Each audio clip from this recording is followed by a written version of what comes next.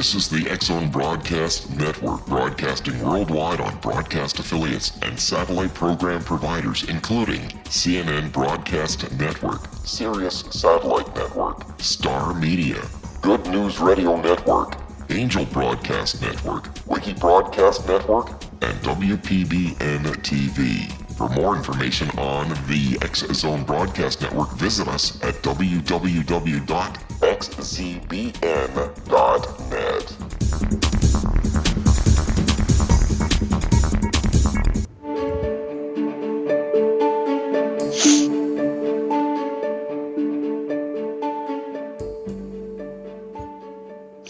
Hello, welcome to another episode of Kal's Corner here on the X-Zone Broadcast Network. My name is Kal Korff, and I'm your host, and the executive producer of the show is the one and only legendary, in my honest opinion, Rob McConnell. Welcome back. So, what are we going to talk about tonight? We're going to talk about a whole spectrum of issues, because here on Kal's Corner, on the X-Zone Radio Broadcast Network, we talk about everything from politics to the paranormal, and that is a wide spectrum of subjects. So let's continue to talk about what's going on now and give you some updates, and then we'll break some new ground. We spoke in last week's episode about the terrible, terrible shooting in Las Vegas. Well, we know a lot more about what happened now since we did the show, so let's get updated on that. We know that the killer, the shooter, took his own life, basically just as police were about ready to barge into his room where he was massacring people from with his high-powered rifles. And the reason that police were able to find the room, it turns out, is because he had fired so many bullets from the window of his hotel room that the smoke from the ammunition actually set off the fire alarms and the smoke detectors, if you will, inside his own room. That helped police narrow down where the shooting was coming from. As the SWAT team was in there to get ready to take him out, he took his own life. Now, when he killed himself, they found, of course, many high-powered weapons and tons of ammunition. They then raided his house, found even more guns and thousands of more bullets. And as we mentioned in last week's episode, immediately the opportunists in Washington, D.C., that we euphemistically call politicians, seized on this incident to push their private agendas, which is either to impose stricter gun control laws on people or to actually lobby in the other direction. So let's give an update about that. As we mentioned last week, it is predictable that politicians will always play politics with this issue, and shame on them for doing that, because it's terrible when something like this happens, and when tragedies happen, one should never play politics with them. It doesn't matter who you are, it doesn't matter what the tragedy is. Let's say it's a hurricane, for example. You have global warming nuts who will rush to say, that's evidence of global warming. They're doing that again with the current hurricane that has hit Louisiana. But it turns out that this one has petered out to just a severe storm. So it doesn't go in the win column for global warming at all. In fact, it is evidence against it, certainly not evidence for it. So getting back to the shooting, as predicted, the idea that they're going to be able to pass strict gun control laws now has petered out. It's not going to happen. And this is ironic because the NRA, the myth about the NRA, and I'm not a member of the NRA, I don't really know what their policies are other than they defend the rights of gun owners. In my opinion, too much sometimes. I think there are some issues that should be legislated that the NRA disagrees with. They support a few changes to gun laws to tighten them and also eliminate the legal right for certain things to exist on the market, such as extending stocks and tools that can convert a rifle from a semi-automatic to an automatic killing machine. And yet, where are the laws being passed by our so-called representative government where the NRA is saying, yeah, we support it, let's do it, let's do something? Nothing is getting done. So there's no excuse. The excuse is always, we can't do it because we can't fight the big money in politics from the NRA. But yet here the NRA is with a short list, it is short, I admit that, of things that they don't mind if they get changed in the laws. you would think that the legislators being handed this freebie would be able to do something with it. And competent people would. When you get a free gift, you do something with it. You don't ignore it. You don't refuse it, especially when you claim you want it. But yet that is the dysfunction that passes for government in Washington, D.C., is even though they agree with what the NRA is doing in some instances, nothing gets done. Now, if you can explain that logically, more power to you. But the fact is, there is no logic to it because it just doesn't make any sense. But so much of what goes on in Washington, D.C. nowadays does not make any sense. And if I had to cite one example of how terrible the U.S. government is being run by its politicians into the ground, it is imploding, I would have to say, look at the deficit, $20 trillion in debt. And at some point, someone's going to care, and then the country will be even in more trouble.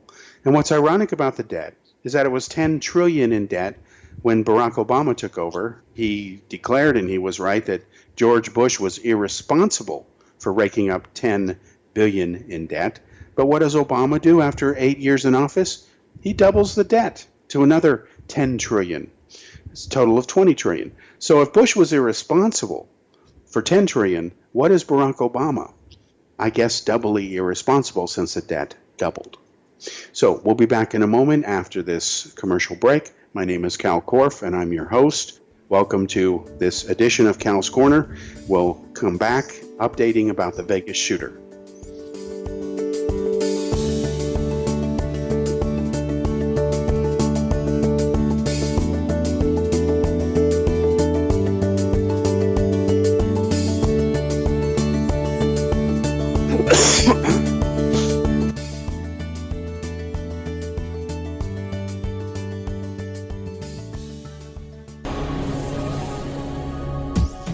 This is the X-Zone Broadcast Network, broadcasting worldwide on broadcast affiliates and satellite program providers, including CNN Broadcast Network, Sirius Satellite Network, Star Media, Good News Radio Network, Angel Broadcast Network, Wiki Broadcast Network, and WPBN TV. For more information on the X-Zone Broadcast Network, visit us at www.xzbn.net.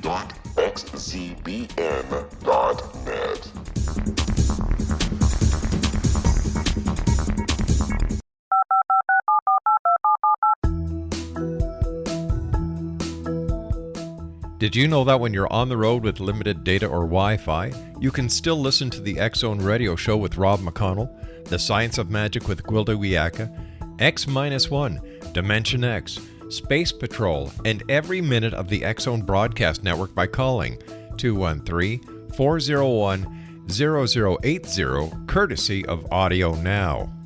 No smartphone, app, or internet needed. It saves your data plan, and it's free if you have unlimited minutes. Call 213-401-0080 to listen on any phone, anytime, anywhere. Remember 213-401-0080 for the best of the paranormal, parapsychology, and sci-fi radio programming anywhere, 24/7, 365.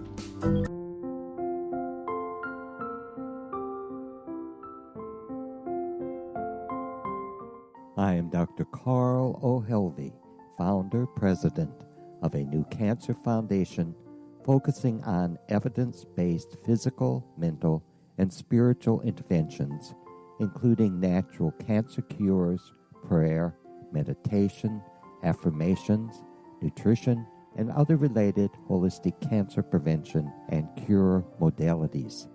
These are used in cancer education, research, and financing care.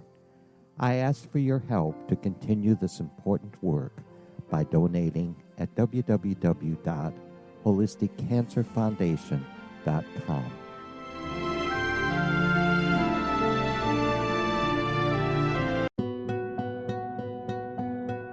Is it science or is it magic? Once a magical thing has been scientifically proven, is it no longer magic? Or is magic simply the science of tomorrow? Join me, Gwilda Wiyaka, on The Science of Magic, a syndicated radio program dedicated to combining the science and magic of today's dynamic and controversial topics to co-create new solutions. By triangulating information from today's leading experts from the scientific and magical fields, we uncover expansive and evolutionary truths you won't find anywhere else. Join us daily on the X Zone Broadcast Network, xzbn.net, as I interview the share thoughts with the amazing guests from both science and magic. The resulting knowledge is unprecedented. As a gift to you, the listener, past episodes can be accessed on our website free of charge at thescienceofmagic.net.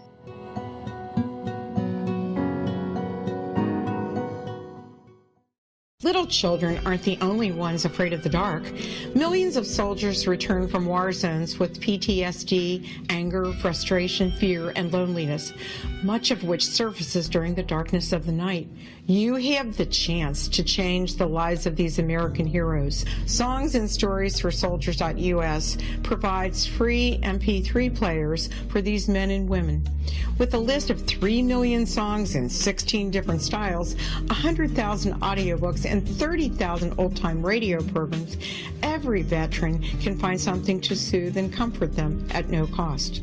All our players contain an 8-hour audio program designed to help veterans fall asleep. With 1,500 plus vets now participating, it's our goal to deliver 10,000 audio players this year. Go to our website at songsandstoriesforsoldiers.us.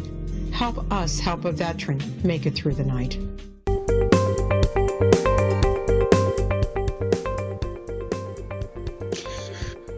Welcome back to the second segment of Kal's Corner here on the X Zone Broadcast Network. Again, my name is Kal Korff, and I'm your host, and our executive producer is, once again, Rob McConnell. Now, to wrap the issue up about the Las Vegas shooter, you have the hypocrisy that continues unabated, unanswered, of course, and out of control in Washington, D.C. It's not a coincidence that most Americans do not like their representatives. In fact, the approval rating of Congress is as low as 8 to 13%, depending on the poll. The politicians are lucky that the approval rating is that high, and in fact, in my opinion, that is hard scientific evidence that 8 to 13% of Americans are just crazy and nuts. So, aside from the politicians and the fact that gun control isn't going to happen this round, probably never actually, but they rushed to use this as an excuse, it turns out that the Democrats, who I often call Dumbocrats because of how they act, let's be honest, it takes a lot of special talent to have, at one time 8 years ago, a supermajority where they control Congress, the Senate, the White House. Now they're 0 for 4 in the elections. Look at what happened with Hillary Clinton. She is, and this is independent of whether you support her or not, and I do not. I never have. I've always been politically neutral. I'm not a Democrat. I'm not a Republican. She is the biggest loser in the history of American politics in the modern era. Nobody has won so many votes and still couldn't win an election and become president. She broke that glass ceiling. So, about the Vegas shooter, even Dianne Feinstein, who's known as a left-wing liberal, has said, and you can look it up, that no laws could have prevented this shooting. And I often don't agree with Feinstein, but in this case, she is right. There isn't a single law that would have prevented this shooting from happening. Because at the end of the day, as the British love to say, if someone wants to harm you, if someone wants to commit an act of violence, it's very hard to stop that person. And as we mentioned in last week's show, I talked about the issue of Great Britain and how their strict gun controls haven't really protected them at all. In fact, terrorists and people who want to commit violent crimes, they tend to use knives, or they tend to take a car and mow people down. And a few days later, that happened in Great Britain. Yet another incident where someone took a car and used it as a weapon to mow people down. Again, this happened shortly after the Vegas shooting, and it's going to continue to happen in Great Britain because, as the British say, at the end of the day, if someone really wants to hurt you, the odds are they're going to find ways to get away with it and do it. It doesn't matter what laws are on the books, because people who want to do such things don't care about the laws, don't follow the laws, therefore laws, as it applies to them, are useless. Now, what do we know about the Vegas shooter? the police are still very stumped. As of this broadcast here, they say they still don't have a motive. Apparently, he did act alone. He did not have an accomplice. And if there's evidence that he was connected to the Islamo-fascist terrorist group, the Islamic State, that evidence has yet to be made public. In fact, it seems, based on what has been released to the general public to date, that there is no connection between him and the Islamic State. And as has happened in the past, on occasion, it seems that the Islamic State is trying to claim morbid credit for something they had no involvement in. On the other hand, police are pursuing a couple of leads. Apparently, the shooter went to the Middle East, and it is possible, keyword possible here, but not proven, that maybe during the time that he was suffering his gradual and systematic breakdown mentally, that he may have become radicalized. They don't know yet.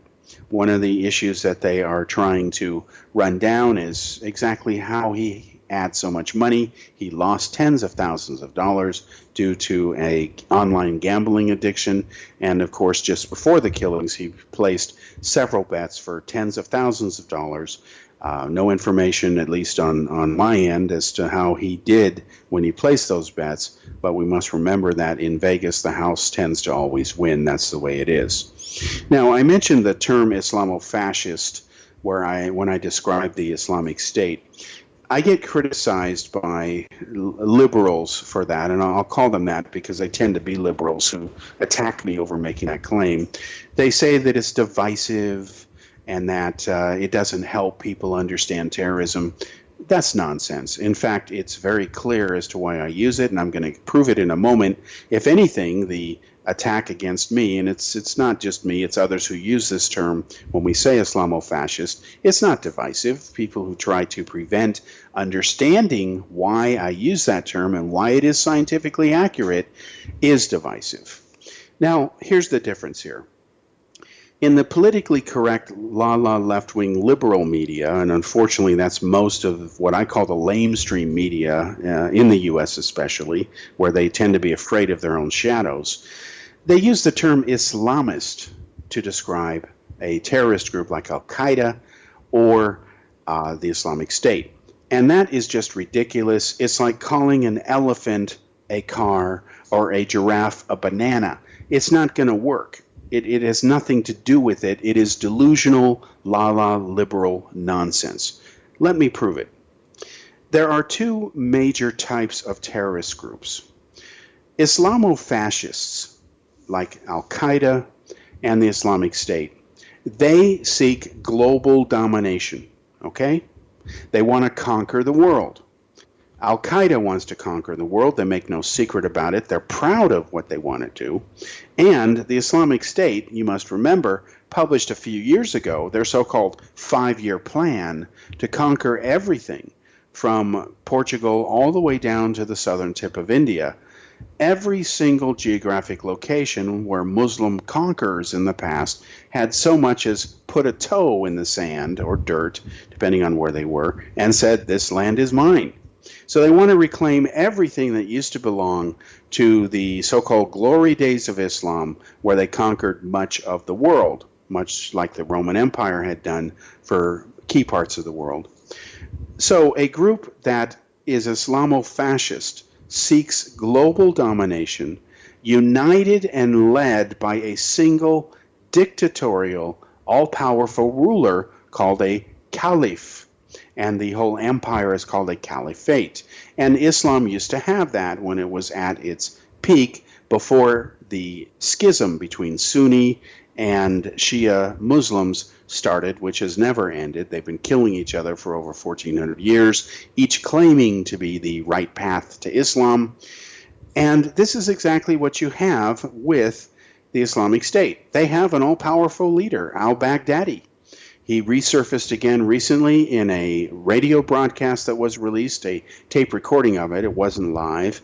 And Western analysts had cautiously estimated that perhaps he had died in a series of bombing raids that the Russian Air Force, thankfully, had unleashed, and they had killed thousands of Islamic State terrorists, but it turns out that he apparently is alive, or at least as of when this broadcast was made. We don't know the date. And he is their all-powerful leader, their caliph, okay? The Islamic equivalent of a Hitler or a Stalin or a Chairman Mao. That makes them fascist, okay?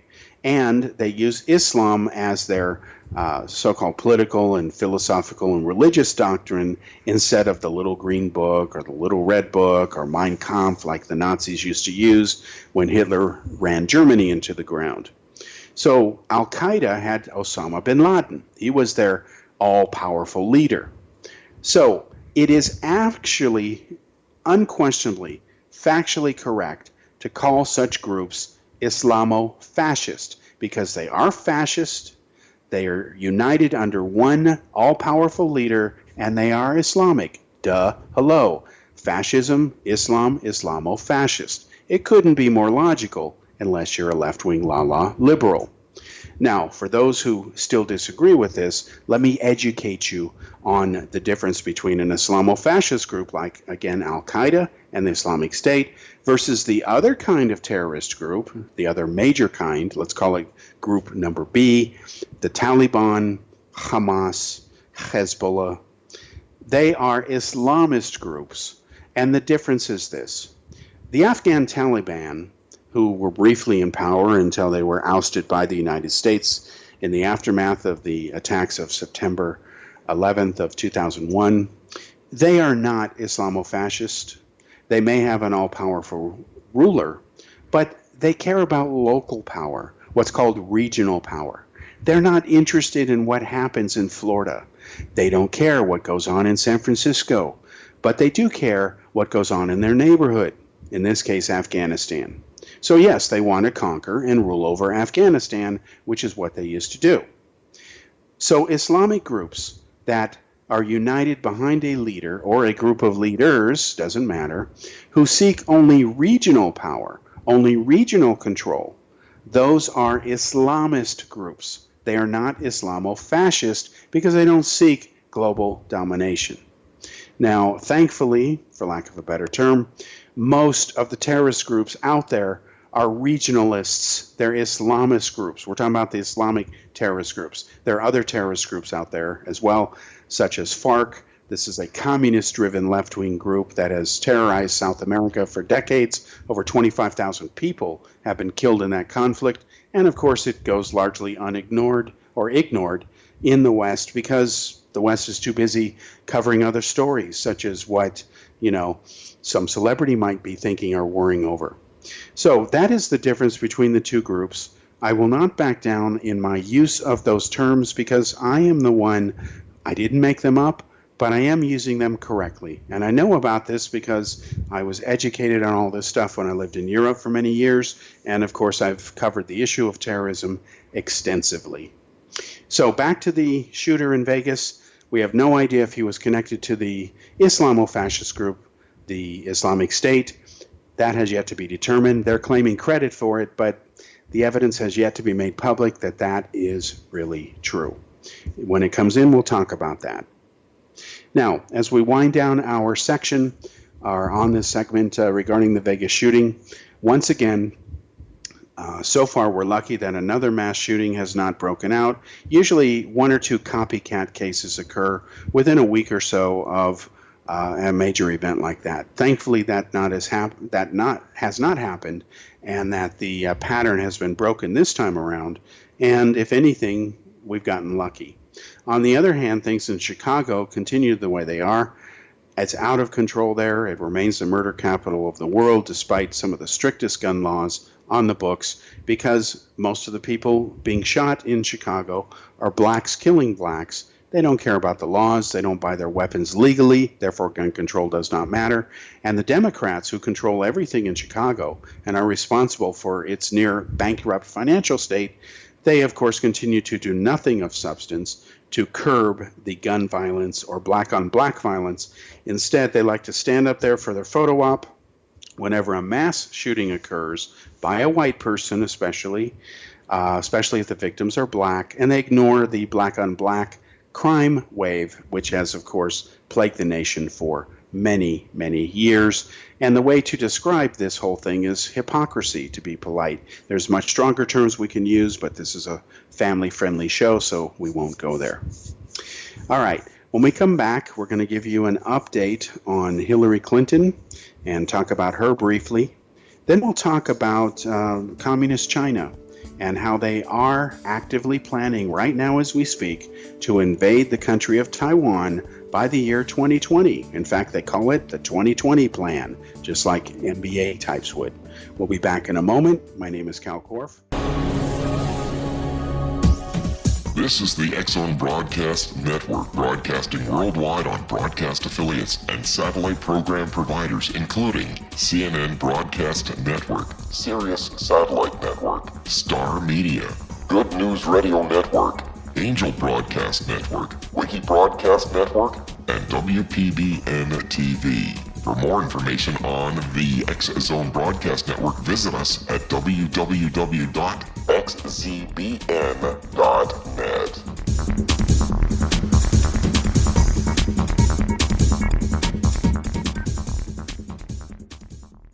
How would you like to be able to read other people's minds? Well, the next best thing is here. When you know how to read a person's name, you know how the person thinks, feels, and behaves. Each letter in our name holds a key to unlock our true essence. Our name contains both our gifts and challenges in this lifetime. Mnemology science discovers personality secrets hidden in the placement of the letters of our names, including the first and last impression people remember about us. Sharon shows us how to interpret the arrangement of letters as outlined in her book, Know the Name, Know the Person. Sharon Lynn Wyeth created mnemology science after 18 years of research and testing her theories, and has supported thousands of people around the world in understanding themselves and others better. You'll enjoy Sharon's unique teachings as she shares her system to learn the gifts behind your given birth name.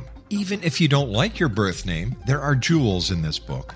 If you're thinking of changing your name, ready to name your child, or wanting to get along better with others, this is the book for you. If you'd like to improve your relationships and change your life for the better, get the book today, Know the Name, Know the Person, or visit www.knowthename.com. That's www.knowthename.com.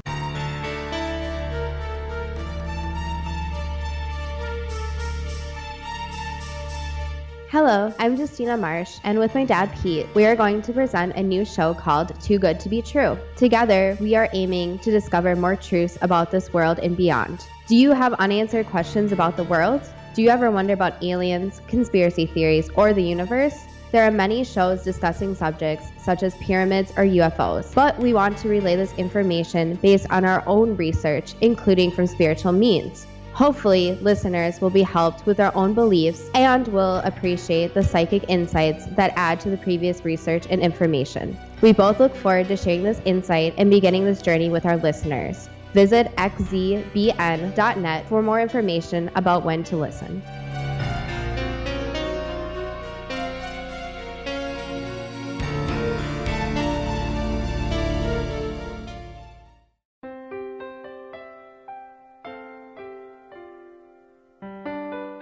Ancient prophecies, legends, and current events indicate we're entering a high-frequency era supporting enlightenment. During expansive times, old rules fail, necessitating access to the ever-shifting currents of life for guidance. There's an ancient form of shamanism through which we can obtain the information we need. I'm Gwilda Wiyaka, founder and director of Path Home Shamanic Art School, with a great new provision for those interested in spiritual evolution and personal empowerment. Galactic Shamanism, Art of the Ancients, Key to Tomorrow, is an upcoming series of leading-edge online affordable classes designed to guide and support you and your family during these times of transition. Embrace the magic. Empower your life. Study Galactic Shamanism at findyourpathhome.com.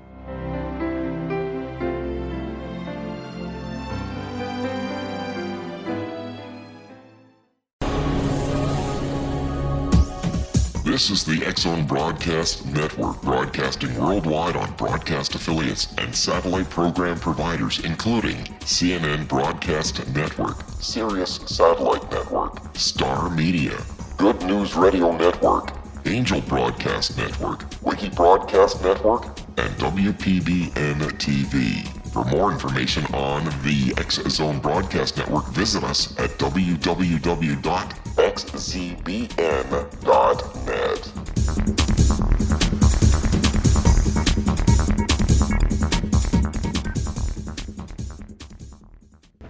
Welcome back to the third segment of Cal's Corner here on the X Zone Broadcast Network. My name is Kal Korff, and I'm your host. And once again, our executive producer is Rob McConnell. Now, we were talking about, again, the Vegas shooter and the hypocrisy and the games going on regarding that, and how the effort to use this as an excuse to move gun control forward has failed, and how even la liberal hero, left-winger Dianne Feinstein has said that no laws could have prevented this. So the Democrats are at least smart enough this time around to back off and say we're not going to go there. And they're so competent that they're not going to work with the NRA to move forward on issues they agree on, because God forbid they should do the right thing. Instead, it's better to point fingers and blame the other side while doing nothing, and the Democrats are masters at that. Same with the Republicans, by the way. Now, let's switch to a subject that is on some people's minds, Hillary Clinton. She's in the news again as of a few hours ago because finally, after many people came forward and immediately stood up to be counted and spoke out against it, she has now come out and she has condemned and shocked, according to her, over the revelations about former Hollywood mogul Harvey Weinstein. Well, he actually might still be a current Hollywood mogul. Right now he's persona non grata because of alleged problems regarding his mistreatment of women. Now, what's interesting about this story is that the New York Times had the facts in 2004. Now, what year is it? It's 2017. The New York Times, shame on them, and they've done this before, they'll do it again. They have sat on this story for 13 years. They could have run with it years ago, but they couldn't be bothered to do it. Maybe somebody figured out it was a slow news day and ran forward with it. And now, of course, Weinstein has been fired by his own company. Now, I'm going to tell you something that is true. When I worked down in Hollywood in the late 1990s doing some programs for Fox and some appearances on NBC, on the Lisa Show, and so on, Weinstein, of course, was a very famous name. I knew who he was, he and his brother. Even I heard scuttlebutt about him, which I won't repeat, but he was held up as an example when it was shared to me of what's wrong with Hollywood. And it didn't surprise me because the so-called casting couch is infamous, and in fact, it's rampant in India. It's an open secret in India and what is called Bollywood here, which is a terrible, terrible knockoff and ridiculous bad attempt to copy Hollywood. The casting couch is very common, especially in India, and nobody cares to change it. That's just the way the society is here. I'm not saying it's right. It's very wrong, but it is rampant, and as long as some men want to remain pigs, it's not going to change. So now Hillary, and you must remember that when she ran for president, she went way over the top over comments that Donald Trump had made about grabbing women in the private parts 13 years earlier. She was still complaining about that on a recording he had made by Bush, the reporter. Well, it turns out that Hillary has condemned what Harvey has said, what Harvey Weinstein allegedly did. But unlike other people who took large amounts of money from him, Hillary's not going to give back a single dime. At least other politicians had the ethics to take that money and at least donate it to charity. Hillary seems determined to keep it for her favorite charity, which of course has always been the Clintons. So hopefully she'll change her mind. She should be pressured to do so, and she'll put that money elsewhere and give it to a more worthy cause than Hillary Clinton. By the way, I want to mention here real quickly that I do have a book out called What Didn't Happen, Exposing Hillary's False Claims. It's volume 1 because I expect to do 3 books total. And all it does is it just exposes claims that she has made which are not true, some of which are blatant lies. And let me just give you 2 quick examples. Remember when she said that she had a vivid recollection? She said this at least 3 times on 3 different occasions, and she kept elaborating on her nonsense and her lie, it was a lie, let's be blunt, about dodging sniper fire in Bosnia, yet footage taken at the time of Hillary at the event shows that there were no snipers firing anything, that she took her time on the tarmac, actually posed for photographs and had talked to children and signed some autographs. She made it up. And then when she was busted by CBS News and other news organizations who were there at the time filming that event, she said obviously she misremembered something. No, she didn't misremember anything. She said on 3 separate occasions that she had a vivid recollection of this event, and it's kind of hard to mistake sniper fire, which never happened in your life, versus not being under sniper fire. Ask yourself this question. Have you ever in your life, as incredible as it may be, whatever you've done in your life, have you ever told people that you dodged sniper fire when you've never even had any such thing even come close to happening? No. People don't misremember things that way unless they either have a mental problem, schizophrenia might explain it, or they're lying. And in the case of Hillary Clinton, she's lying since there is no evidence that, at least I know of, that she is schizophrenic. Another example is her statement, and it is a lie. It's not a misunderstanding of the issues. It's not a misremember or misstatement.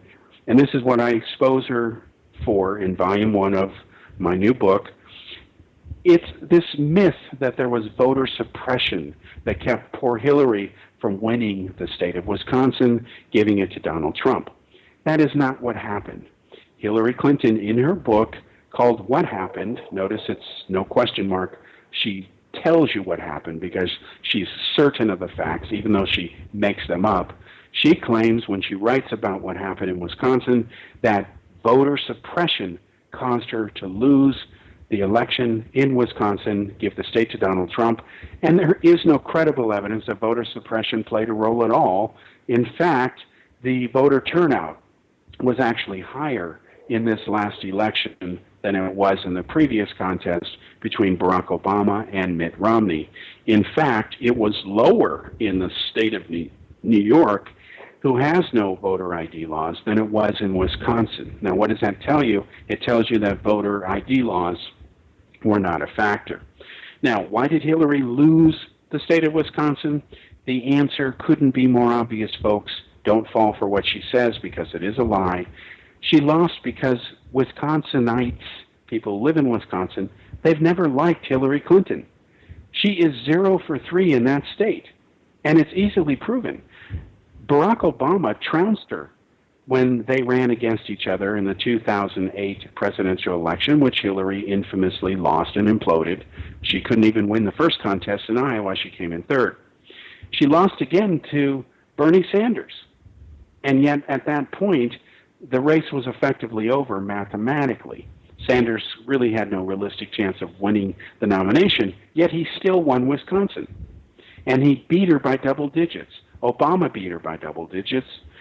And Hillary Clinton herself was so arrogant, she admits that she took the state for granted. She never campaigned there a single day. Now, think about that for a moment. It takes a lot of special talents to not bother campaigning in a state you have never won. Does that make any sense to you?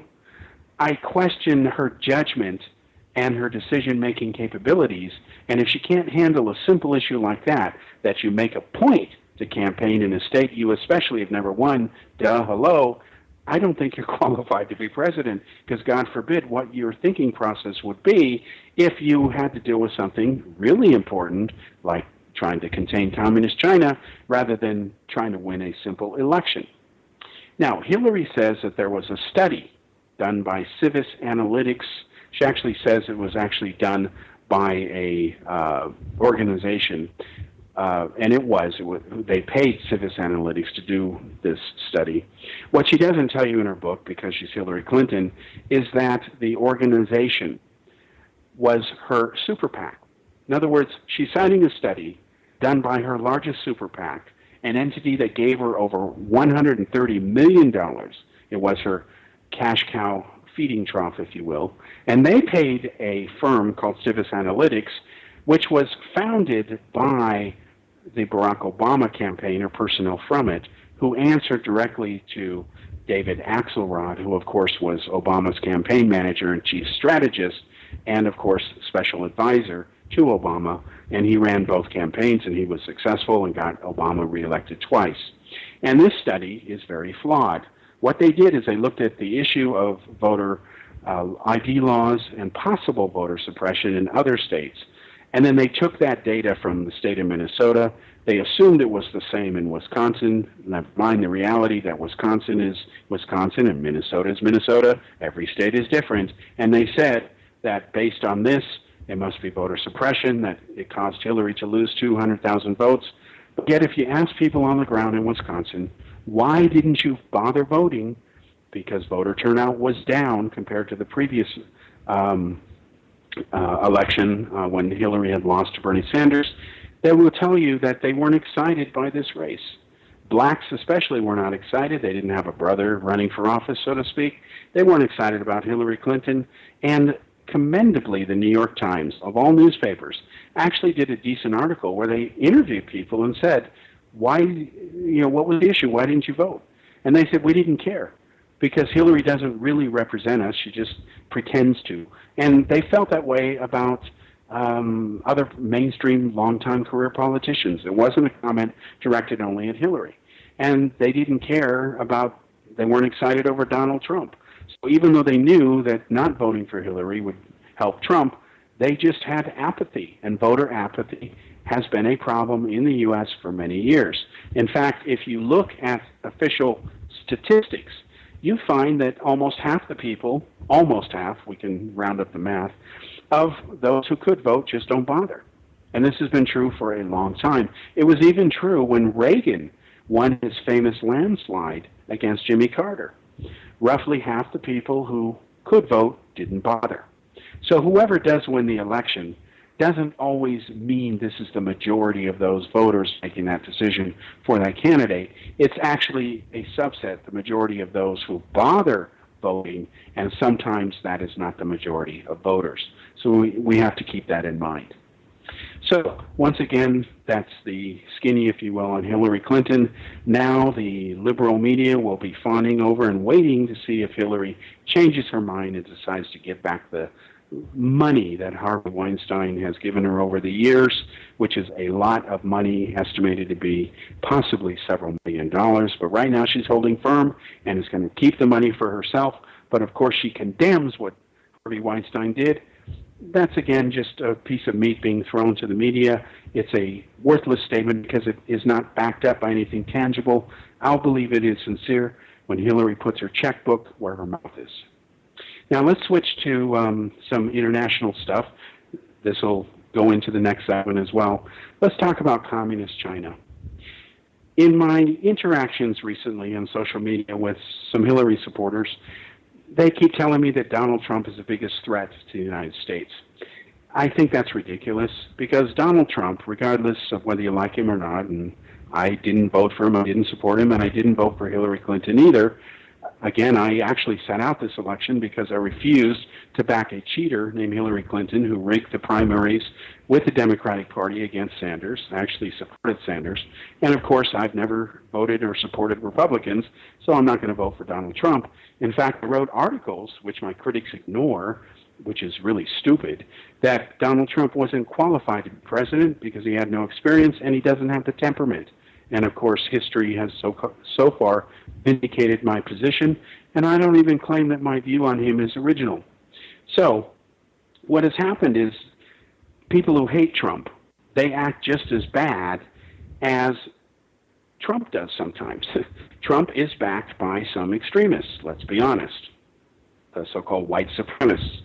Okay, that's not right, but for them to go ahead and act... The Earth is under ever-increasing pressure from untenable lifestyles and growing populations. Yet, viable answers seem in short supply. What if I told you there's an ancient form that can empower you to take charge of your life? What if your entire family could be enfolded and supported by life itself, finding safe passage through challenging times? I'm Gwilda Wiyaka, founder and director of Path Home Shamanic Art School, with great news. An upcoming series of leading-edge online affordable classes based in an ancient form of shamanism, easily learned and used by your entire family. Galactic Shamanism, Art of the Ancients, Key to Tomorrow are a series of online adult and children's lessons instructing your entire family on natural law, how to cooperate with and be supported by the powers of the universe. Visit findyourpathhome.com to find these unique and powerful classes. This is the X-Zone Broadcast Network, broadcasting worldwide on broadcast affiliates and satellite program providers, including CNN Broadcast Network, Sirius Satellite Network, Star Media, Good News Radio Network, Angel Broadcast Network, Wiki Broadcast Network, and WPBN TV. For more information on the X-Zone Broadcast Network, visit us at www.xzbn.net.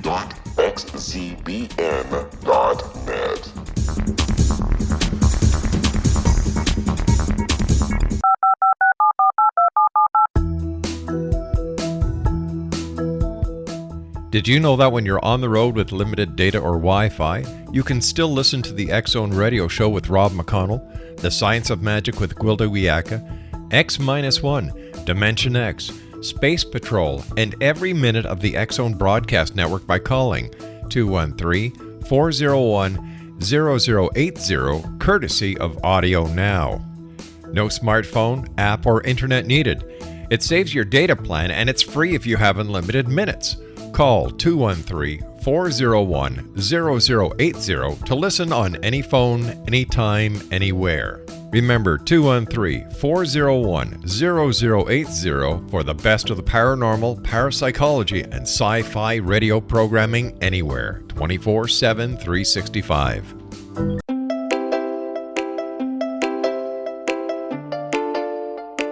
Are you curious? Do you want to learn more about how the world works and have fun at the same time? Study coincidences with me, Dr. Bernie Beitman, MD, on my Connecting with Coincidence radio show, here on the XZBN network.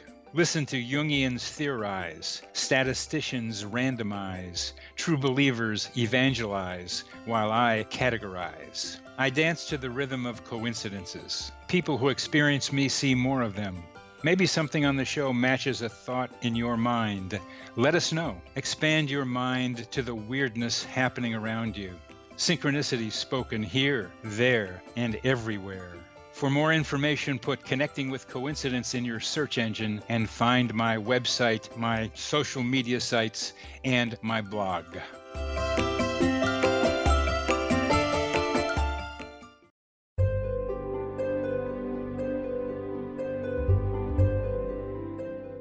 What is truth? Historically, we viewed things as either being true or false. Now, as we enter a more expansive era, we find the question is not, is it true, but rather, how true is it? I'm Gwilda Wiyaka, host of the Science of Magic Radio, a syndicated, internationally broadcast radio program dedicated to uncovering this ever-expanding truth. Join me daily on the X-Zone Broadcast Network, xzbn.net, as I interview today's leading experts from the fields of science and magic to uncover the hidden truth between the lines drawn in the sand. What we unearth in our discussions is not only amazing, but totally unprecedented. You won't want to miss a single episode. In service to our listeners, past episodes can always be found on our website with our compliments at thescienceofmagic.net.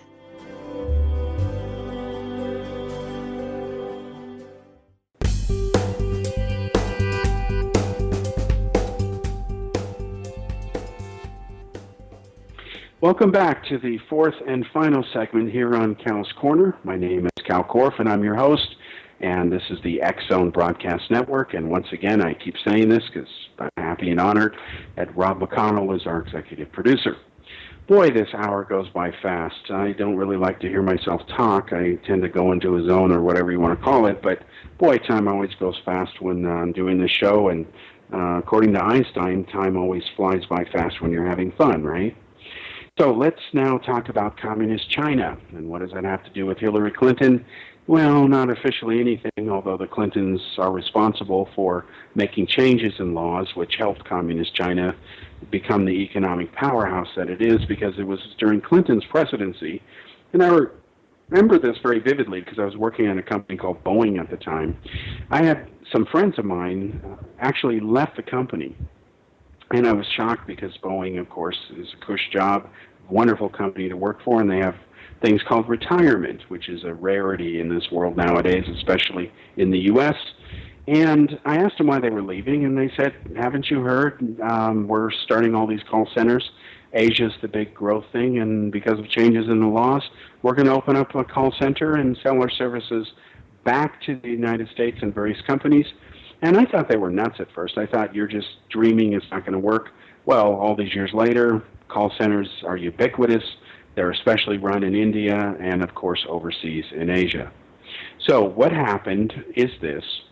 China has announced, and this is not a new announcement, they've just reaffirmed their commitment to what they call the 2020 plan. China, of course, has always felt that the country of Taiwan is part of China, and they officially declare it to be a rogue province of China, much in the same nonsense way that Saddam Hussein had declared Kuwait to be a province of Iraq. It was never true, but that's what he said. And the Chinese have said for decades that they're going to retake Taiwan and invade it militarily and forcibly cause a reunification. Now, China has been steadily building up its military for decades. It is still in sad shape in many, many areas. They may have a huge standing army, but they're not in a position to fight a sustained conflict.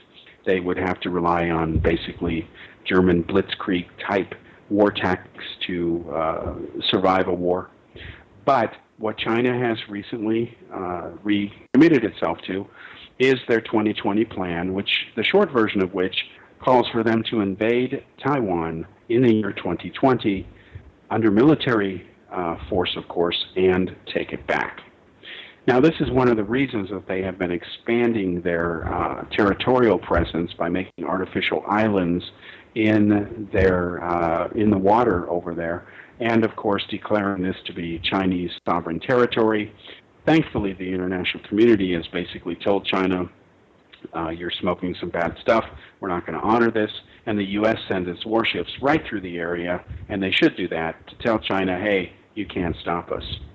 But the United States, of course, has a problem in that China is doing what it can to undermine the U.S. constantly by now militarizing some of these bases. The United States has told China that if they do that, the U.S. will retaliate by militarizing assets in the region. There is Japan, which is caught in the middle of all of this, and Japan is now considering making nuclear weapons, and of course they're vastly expanding their military as well. Now, the reason I mention this is because it is shameful that the United Nations, and we must remember that Communist China is a member of the UN so-called Security Council, which makes the issue a bit hypocritic on this subject, meaning there's hypocrisy here. To stop China, you'd have to take the issue to the UN and the Security Council.